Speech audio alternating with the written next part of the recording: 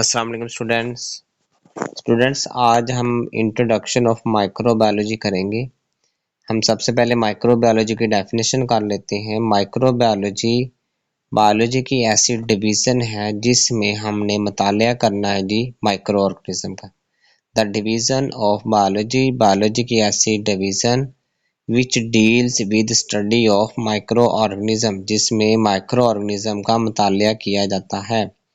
अब micro organism ऐसे जानदार हैं that could not see by naked eye, ऐसे जानदार जिसको हम आम इंसानी आंख से नहीं देख सकते बल्कि उनको देखने के लिए माइक्रोस्कोप का इस्तेमाल करते हैं, तो इनको कहते हैं जी माइक्रो ऑर्गेनिज्म।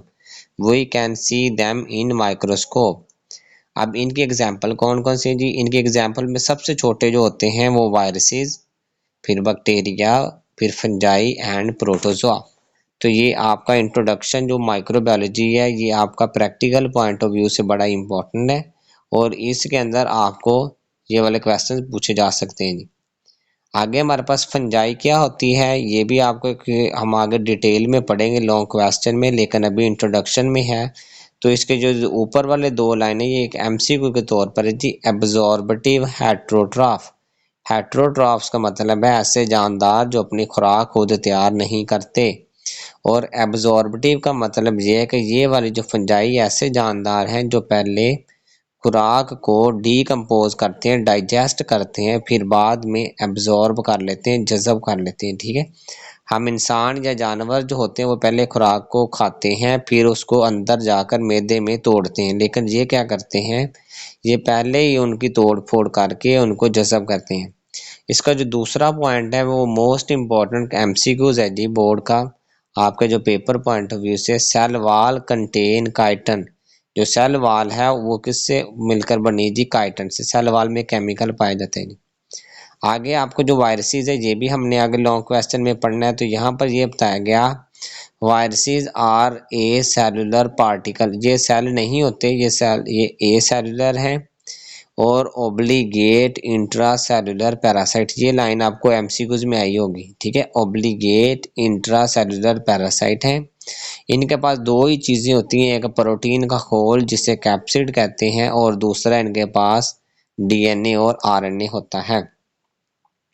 तो स्टूडेंट्स ये वाला हमने थोड़ा सा, अब बैक्टीरिया के बारे में पढ़ लेते हैं कि बैक्टीरिया क्या है जी। बैक्टीरिया हमारे पास एक माइक्रोस्कोप में नज़र आने वाला यूनिसेलुलर का मतलब ये होता है कि ऐसा जानदार जो एक सेल से मिलकर बना हो।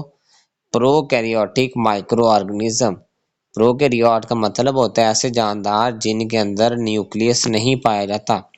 तो यहाँ पर ये लिखा bacteria is microscopic unicellular prokaryotic micro organism है, और ये बेटा डिजीज फैलाता है जी, can disease in plants and animals.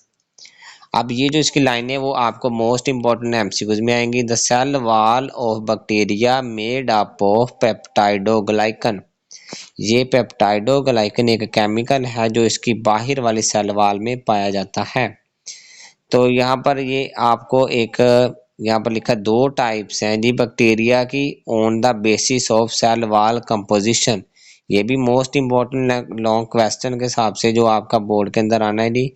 There are two type of bacteria on basis of cell wall composition, Gram positive bacteria and Gram negative. Gram positive bacteria का जब हम माइक्रोस्कोप में देखते हैं तो कलर क्या आता है जी? पर्पल कलर का नज़र आएगा, और जो ग्राम नेगेटिव है उनका पिंक कलर का नज़र आता है। और इनकी जो हमारे पास बैक्टीरिया की अगर हम बात करें, हम शेप की बेस के ऊपर या on the basis of morphology microscope में जब देखते हैं तो शक्ल के लिहाज से देखें तो ये तीन तरह के नज़र आते हैं जी, कोकाई, बेसिलाई और स्पाइरल। ये भी मोस्ट इम्पॉर्टेंट लॉन्ग क्वेश्चन है जो काफ़ी दफ़ा पहले आ चुका है। तो आज हमने सिर्फ इंट्रोडक्शन ऑफ माइक्रोबायोलॉजी किया, अगले लेक्चर में हम इंशाल्लाह शेप ऑफ बैक्टीरिया के बारे में डिस्कस करेंगे।